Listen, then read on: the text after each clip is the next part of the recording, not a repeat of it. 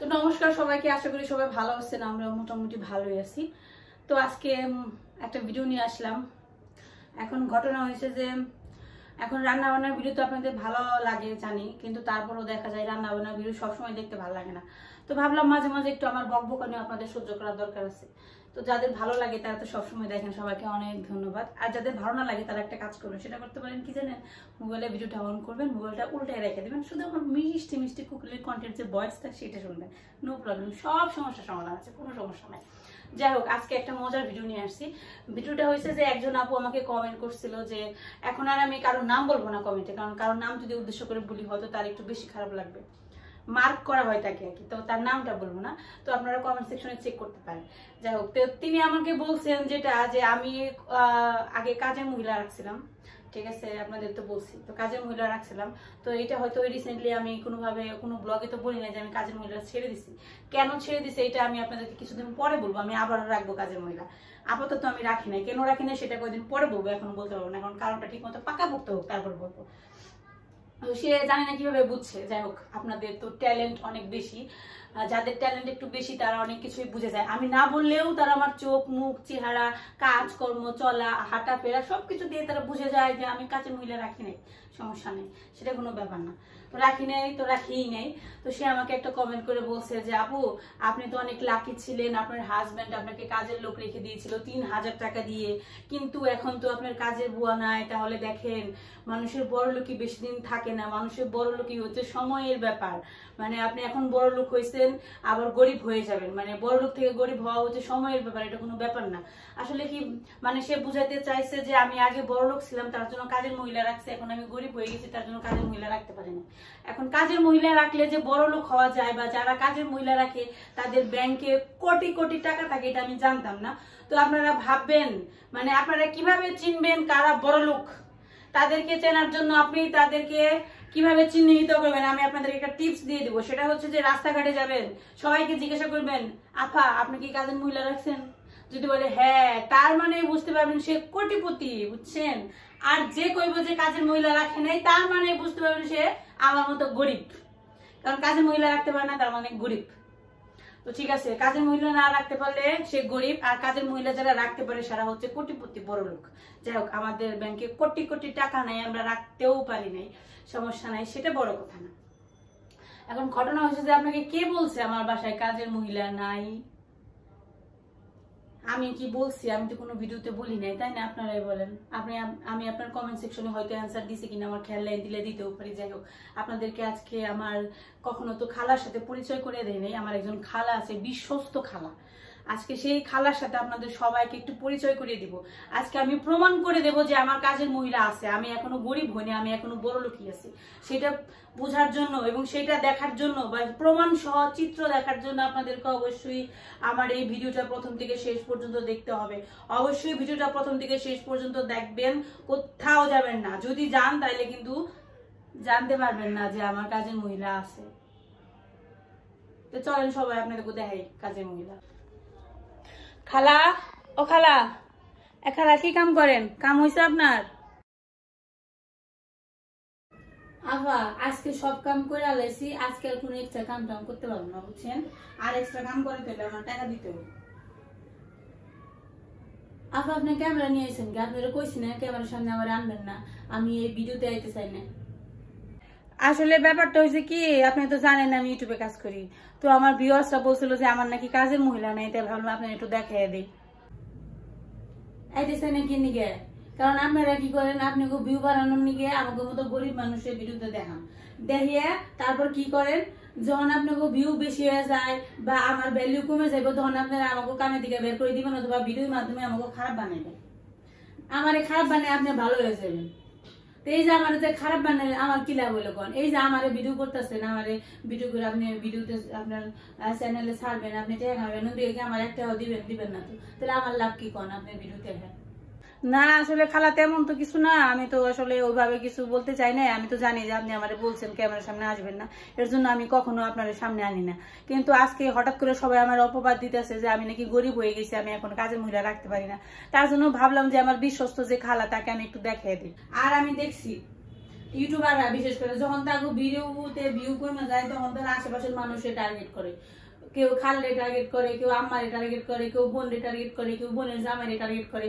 এমনি করে করে কি করবো, প্রথমে তারে দেখাইবো, প্রথমে তারে দেখিয়ে কি করবো বানাবো যে সে অনেক ভালো মানুষ, অনেক কিছু কাম টাম করে হেল্প করে।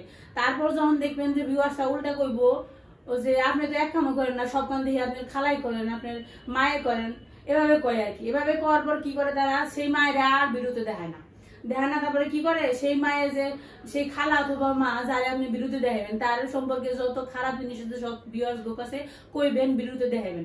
তারপরে কি করবেন, তারপরে ভিউয়ার্সরা কি করবো, ভিউয়ার্সরা কইবো সত্যিই তো আপনি কত ভালো মানুষ, আপনার খালা কত খারাপ মানুষ, তারে দেখি কাম করে না, খালি দেখি আপনার বদনাম করে, অমুক করে তমুক করে, আপনার শাশি গো দেখি আপনি গো এক মুখেও দেখা পারে না, একটু দেখা পারে না, চোখে দেখা পারে না, মুখে দেখা পারে না, এই সমস্ত কথা কয়ে আপনি নিজেরে ফেমাস বানাইবেন।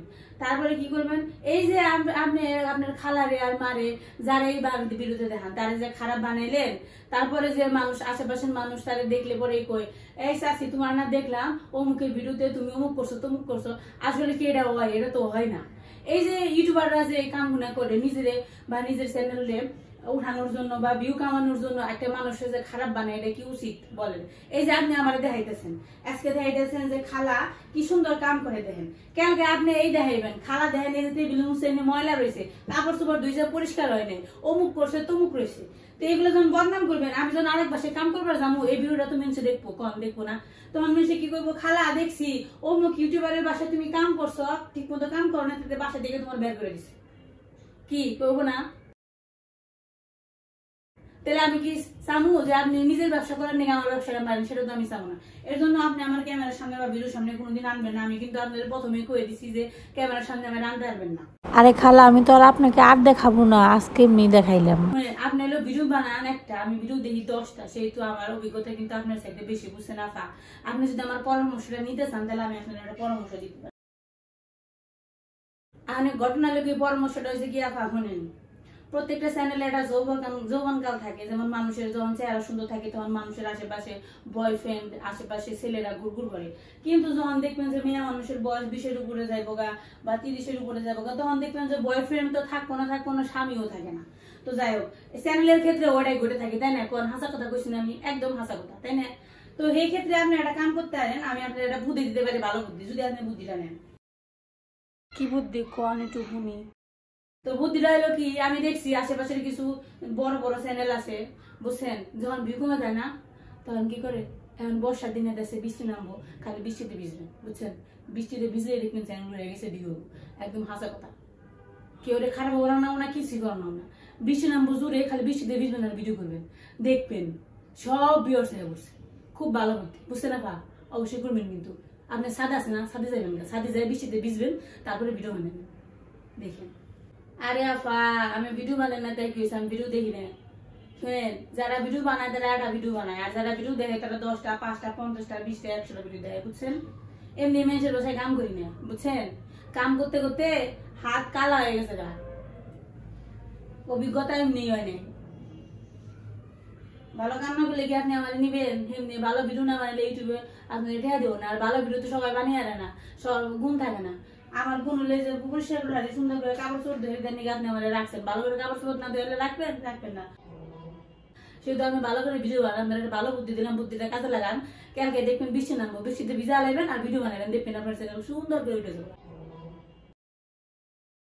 আফা শোনেন, আরেকটা কথা কই, নিজের বড়লোক বানানোর আরেকটা সিস্টেম আছে যে ইউটিউব করে, বুঝছেন? সে কথাটা কি শোনেন, ভালো করে শুনেন, মনোযোগ দিয়ে শোনেন। কি করবেন, যখন কোনো কিছু কিনতে যাবেন না, বাজারে যা করবেন কি, যেমন ধরেন আপনি বাড়ি করবেন, ইট কিনতে গেছেন, ইট কিনতে যে হতাশ হয়ে যাবেন, আমি তো ইট কিনতে যে হতাশ হয়ে গেছি। আপনি যখন হতাশ হয়ে যাবেন তখন আশেপাশের যে যত বড় লোক ভিউয়ার্স আছে তারা কইবে ভাই আপনি চিন্তা করেন না, আমরা সবাই আপনার পাশে আছি। দেখবেন কারি টাকা ব্যাংক ব্যালেন্সে ঢুকে গেছে, তারা ভাববো যে আপনি টাকা পয়সা কিছু নেই, আপনি বাড়ি করতে পারতেছেন না, আপনি জামা কিনতে পারতেছেন না, কামা কিনতে পারতেছেন না, যার কারণে আপনি হতাশ হয়ে গেছেন। আবার কি করবেন, ড্রেস কিনতে যাইবেন, পায়জামা কিনবেন, কামিজ কিনবেন না, কি করবেন, পায়জামা কিনতে পারছি বা কামিজে টেহা পাই না, বুঝছেন, টেহা ফুরিয়ে গেছে গায়ে, আমি হতাশ হয়ে গেছি। এই কথা কইবেন, দেখবেন যে আপনার জামা কাপড় আয়া পড়ছে। তারপর কি কইবেন কি আমার মা মিষ্টি খাইতে চাইছে, আমি মিষ্টি কিনতে পারি না, আমার টেহা নাই। দেখবেন পরবর্তীতে বিকাশ অ্যাকাউন্টে আপনার টেহা ঢুকে গেছে। মনে করেন এটা একটা টেকনিক টেহা ইনকামের, কেউ তো জানে না আপনি কয় টাকা কামান। তো ভিউয়ার্সরা আপনারা সবাই শুনলেন আমার যে বিশ্বস্ত কাজের মহিলা, বিশ্বস্ত যে আপা বা খালা, তার মুখেই শুনলেন যে সে কতটা বিশ্বস্ত মানুষ এবং কতটা অভিজ্ঞতা সম্পন্ন মানুষ। এইরকম কাজের লোক পাওয়া হচ্ছে 7 জন্মের ভাগ্য। এরকম কাজের লোককে আমি ছাড়তে পারি? কখনোই ছাড়া সম্ভব না ভাই। আমি বড় লোকই হইতে চাই, আমি গরিব হইতে চাই না, এর আমি সারা জীবন ধরে রাখতে চাই। তো আজকে ভিডিওটা এই পর্যন্ত। আপনাদের কেমন লাগলো অবশ্যই কমেন্ট করে জানাবেন। ভালো লাগে লাইক করবেন, শেয়ার করবেন, আর অবশ্যই আমার পাশে থাকবেন।